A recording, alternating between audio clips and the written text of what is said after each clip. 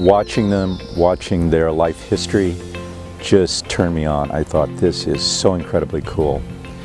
And also seeing how the environment influences the biology of those animals, which it does in a very profound way.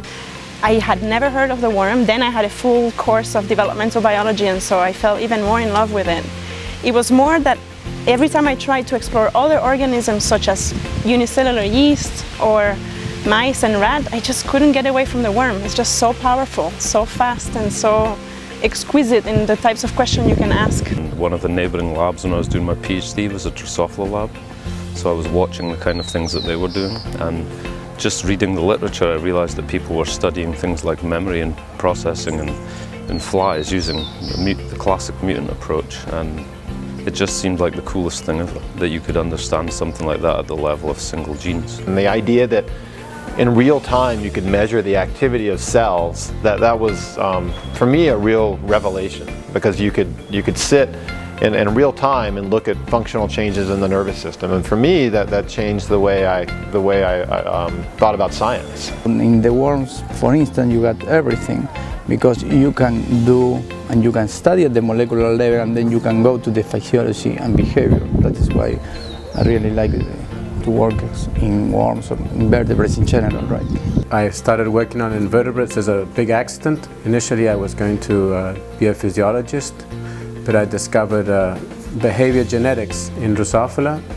So that's a field that developed starting in the 70s, where people used genetic tools to understand behavior. And I fell in love with it and remained with it ever since.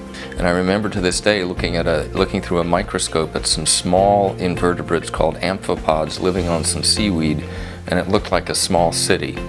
And I think from that point on, I just fell in love with invertebrates.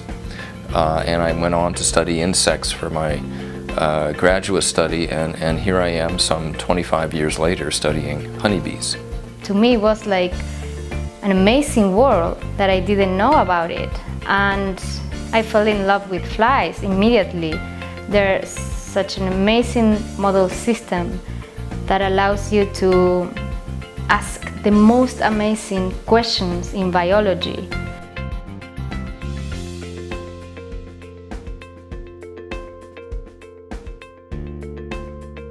Latin American countries have lagged behind in sort of the progress of science, so it's really important that there is this interconnection into the US or other countries in which science is very well developed, and Chile, where there is, people are doing great science. I'm not saying that they're doing great science, but there is much less support for doing science. So I think that these exchanges are really enriching. To me, this is one of the best parts of being a scientist, so that you can transfer some of your enthusiasm to other people and just see other people pick up those ideas and start to do their own stuff. That's the most satisfying.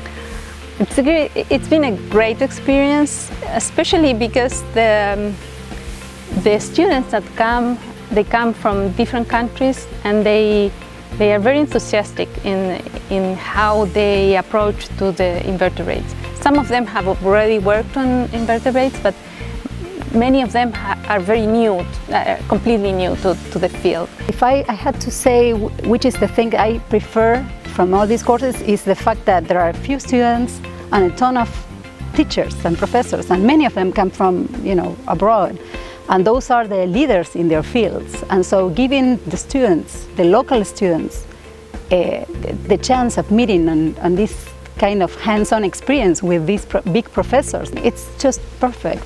So this has been completely fruitful in that sense that we have developed friendship, we have developed connections, and most of it we are sharing this passion for invertebrate work, and we all want to communicate and say, these are great systems, we should use them more. Well, for us it's great. There's nothing better than going out, even in the States, doing outreach, or Latin America or wherever, to try to spread the word about what one does in science, what science is all about. I really think that education of the future generation of scientists is extremely important. A small brain, big ideas. We are seeding the future of science and we want you to participate. Come here and we will make science happen.